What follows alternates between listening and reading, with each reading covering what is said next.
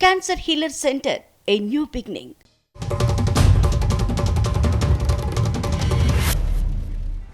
AP assembly budget సమావేశాలు ఇవాల్టితో ముగుస్తున్నాయి. Build AP అంశంపై అసెంబ్లీలో కీలక ప్రకటన రాబోతోంది. వైసీపీ హయాంలో బిల్డ్ ఏపీ మిషన్ కింద విశాఖతో పాటు ఇతర ప్రాంతాల్లో భూముల అమ్మకాలు, తనఖాపై అసెంబ్లీలో సీఎం చంద్రబాబు ఒక ప్రకటన చేయబోతున్నారు. మరోవైపు బడ్జెట్పై ఆర్థిక మంత్రి పయ్యావుల కేశవ్ మండలిలో సమాధానమిస్తారు. ఇవాళ ఏపీ మంత్రిమండలి సమావేశం కొనసాగుతుంది. సీఎం చంద్రబాబు అధ్యక్షతన మధ్యాహ్నం 3 గంటలకు సచివాలయంలో ప్రారంభం కాబోతోంది కేబినెట్ భేటీ. అసెంబ్లీ సెషన్లో చేపట్టాల్సిన బిల్స్, రాష్ట్రంలో పలు ప్రాంతాల్లో పరిశ్రమలకి భూ కేటాయింపులు, అమరావతిలో చేపట్టాల్సిన పనులపై చర్చించనుంది కేబినెట్.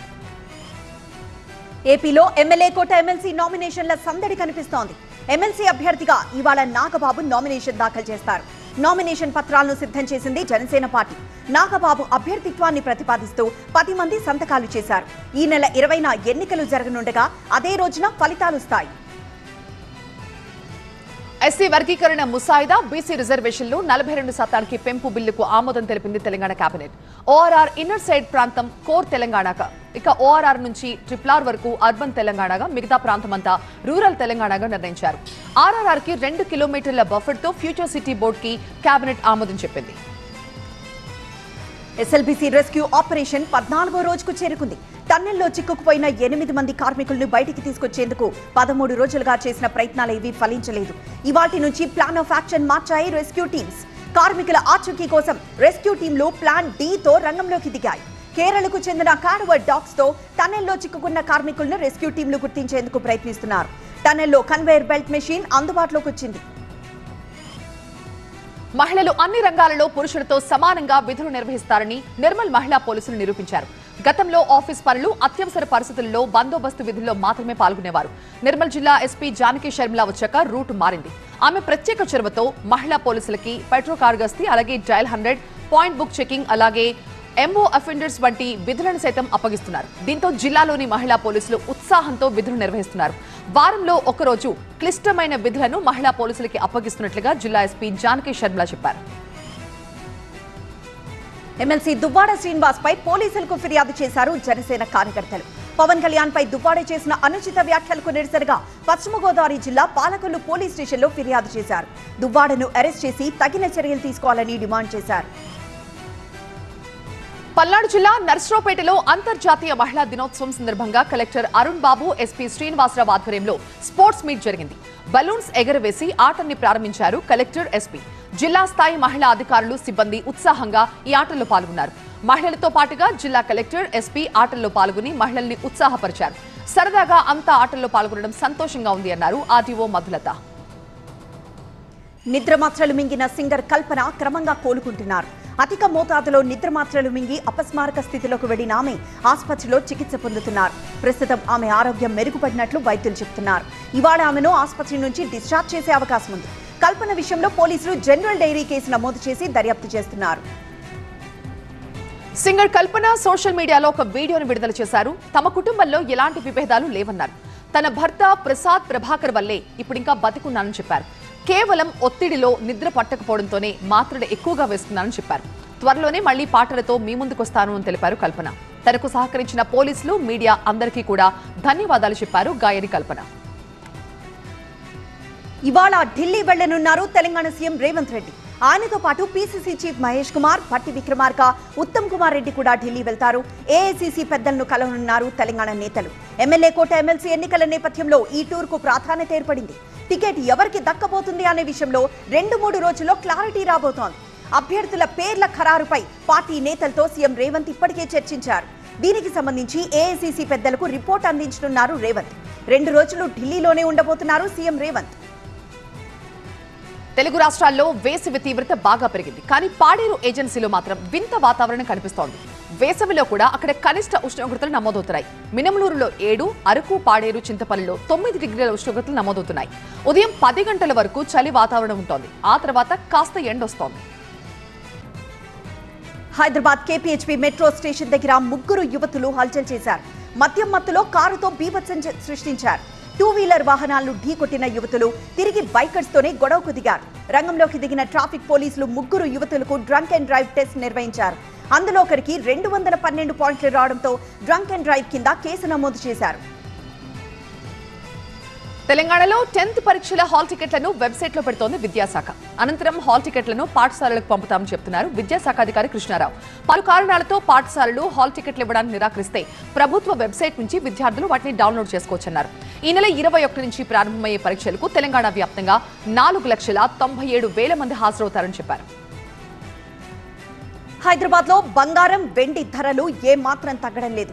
24 క్యారెట్ల 10 గ్రాముల బంగారం ధర 89,080 రూపాయలు పలుకుతోంది. 22 క్యారెట్ల 10 గ్రాముల బంగారం ధర 82,490 రూపాయలకు చేరుకుంది. కిలో వెండి ధర మరోసారి 1,00,000 మార్క్ దిశగా సాగుతోంది. ప్రస్తుతం 99,800 రూపాయలకు చేరుకుంది. భద్రాచలంలో ఏప్రిల్ 6, 7న జరగబోయే శ్రీ సీతారామచంద్ర స్వామి కళ్యాణం పట్టాభిషేక మహోత్సవానికి వచ్చే భక్తులకు పూర్తి స్థాయి ఏర్పాట్లు చేయాలని కలెక్టర్ జితేష్ వి పాటిల్ అధికారులను ఆదేశించారు.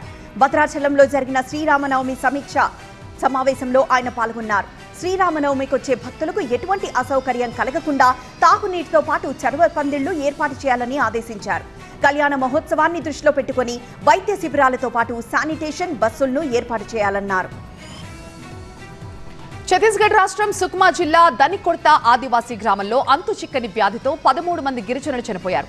అదే గ్రామంలో మరొక 80 మంది దగ్గు, జలుబు, తీవ్ర జ్వరంతో మంచాన పడ్డారు. దీంతో గ్రామానికి చేరుకున్నాయి వైద్య బృందాలు. బాధితుల రక్త నమూనాలు సేకరిస్తున్నారు. మరణాలకు కారణాలు తెలుసుకునేందుకు ప్రయత్నిస్తున్నారు. మళ్లీ మరణాలు సంభవించకుండా చర్యలు తీసుకోవాలని ఆరోగ్య శాఖ అధికారులను ఆదేశించారు సుక్మా జిల్లా collector Devesh Kumar Dhruv. Visakha steel plant అఖిలపక్ష కాంట్రాక్ట్ కార్మికులు ఆందోళన చేశారు. బీసీ గేట్ వద్ద కార్మికులు మానవహారంగా ఏర్పడ్డారు. ప్లాంట్ లో కాంట్రాక్ట్ కార్మికులు తొలగించే విధానాన్ని వెంటనే మానుకోవాలంటున్నారు. వెల్ఫేర్ అలవెన్సులు నిలుపుదల చేయొద్దని కోరారు. ఈఎస్ఐ సదుపాయం లేని కార్మికులకి మెడికల్ సదుపాయాలు కల్పించాలంటూ డిమాండ్ చేస్తున్నారు కార్మికులు. మేడ్చల్ జిల్లా జీడిమెట్ల పారిశ్రామిక వాడలోని రామ్రెడ్డి నగర్ లో అగ్ని ప్రమాదం జరిగింది. ఒక భవనంలోని అల్యూమినియం డైస్ డెక్కన్స్ తయారు చేసే స్టోరేజ్ క్రూడ్ ఆయిల్ డ్రమ్ముల్లో మంటలు చెలరేగాయి. సకాలంలో స్పందించిన అగ్నిమాపక సిబ్బంది మంటల్ని అదుపులోకి తీసుకొచ్చారు. తిరుమలలో భక్తుల రద్దీ పెరిగింది. శ్రీవారి దర్శనానికి 18 గంటల సమయం పడుతోంది. 23 కంపార్ట్మెంట్లలో వేచి ఉన్నారు భక్తులు. భక్తుల రద్దీతో ప్రత్యేక ఏర్పాట్లు చేస్తోంది టీటీడీ. నిన్న శ్రీవారి హుండీ ఆదాయం 3,80,00,000 రూపాయలుగా వచ్చింది. యాదగిరిగుట్టలో 7వ రోజు బ్రహ్మోత్సవాలు జరుగుతున్నాయి. ఇవాళ ఉదయం జగన్మోహిని అలంకారంలో దర్శనమిచ్చారు. రాత్రి అశ్వవాహన సేవ, ఎదుర్కోలు ఉత్సవం జరుగుతుంది. భక్తుల కోసం ప్రత్యేక ఏర్పాట్లు చేస్తున్నారు ఆలయ అధికారులు. శ్రీశైలం డ్యాం భద్రతపై రాష్ట్ర ప్రభుత్వాన్ని హెచ్చరించింది కేంద్ర జల సంఘం. డ్యాం గేట్ల దిగువన ఏర్పడిన భారీ గొయ్యిని తక్షణమే పూడ్చకపోతే ప్రమాదమని చెప్పింది.